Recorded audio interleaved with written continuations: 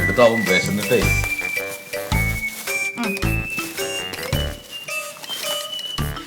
കുറച്ചിട്ട് കഴിച്ചാൽ മതിട്ടാ. എവിടെ ഓർഡർ ചെയ്തത്? ഇന്ന് പുതിയൊരു ഹോട്ടലിൽ കേട്ടാ. അവിടുത്തെ സ്പെഷ്യലാണേ. അതന്നെ വേറൊരു മണമാണ്. നീ ഇരുന്നോ? ഞാൻ കഴിക്കാം, നിങ്ങൾ കഴിക്കാതിമേ. ഇനി നിന്നോടൊരു ചോദ്യം ഞാൻ അങ്ങോട്ട് ചോദിക്കട്ടെ.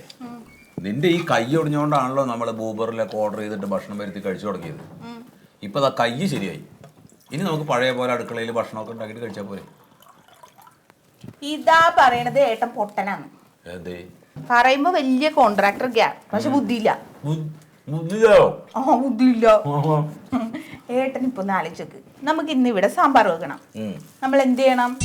ഇവിടുന്ന് കടയിൽ പോയി പച്ചക്കറി മുഴുവൻ മേടിച്ച് അതിന്റെ പൈസ കൊടുത്ത് പിന്നെ തിരിച്ചിവിടെ വന്ന് അത് മുഴുവൻ വെട്ടി നുറുക്കി പിന്നെ അത് വേവിക്കാൻ വേണ്ടിയിട്ട് ഗ്യാസ് ഓൺ ചെയ്ത് പിന്നെ അത് വെന്ത് കഴിഞ്ഞ് ഇവിടെ വന്ന് പിന്നെ അതിന്റെ പാത്രം കഴുകൽ ബഹളം അത് വേറെ.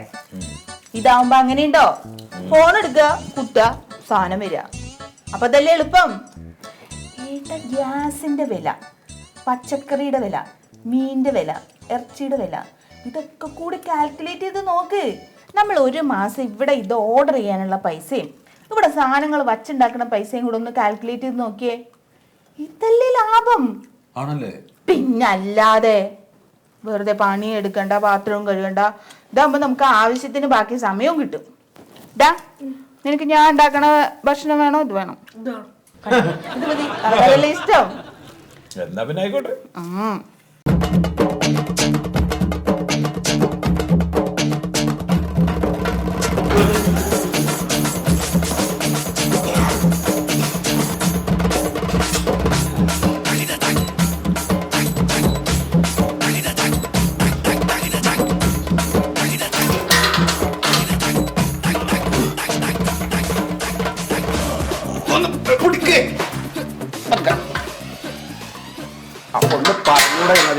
സൂതാട്ടോ ഒന്ന് പറയണ അന്ന് വന്ന് പിടിച്ചുകൂടേത്?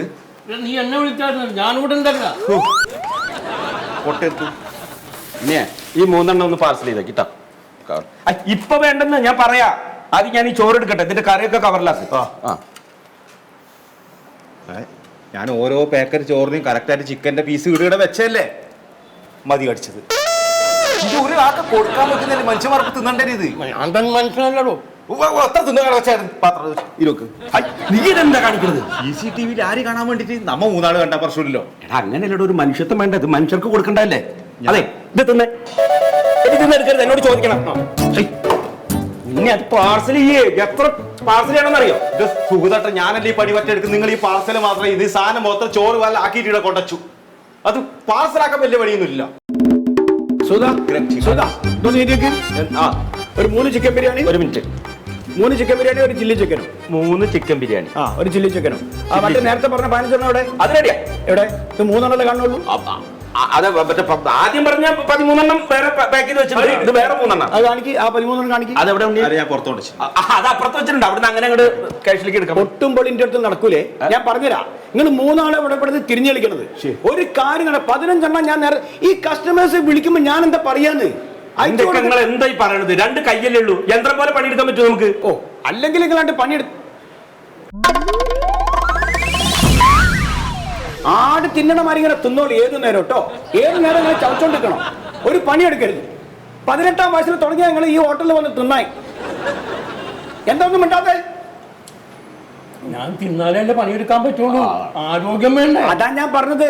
പണിയെടുക്കണം. പണിയെടുത്തിട്ടാ തിന്നല്. ഇത് മാത്രമേ കാണുന്നുള്ളൂ. അനക്കെന്താ പണി ഇവിടെ? നീ പാതിരാത്രി പോലെ ഓർഡർ എടുത്തുകൊണ്ട് നിൽക്കല. നമുക്കൊരു റെസ്റ്റ് ഇല്ല. നമുക്ക് റെസ്റ്റ് വേണം. എനിക്ക് റെസ്റ്റ് ചെയ്യാൻ വേണ്ടി ഇതൊരു പണി. ഈ ഫുള്ള് റെസ്റ്റ് എടുത്തോ, വീട്ടിൽ പോയിക്കോ.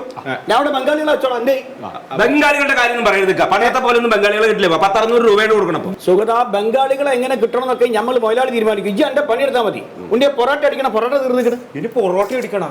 പിന്നെ പൊറോട്ട അടിക്കാൻ പിന്നെ എന്റെ പേരൊന്നും ഉപ്പ വരുമോ? അതിന് ഓർഡർ വന്നു.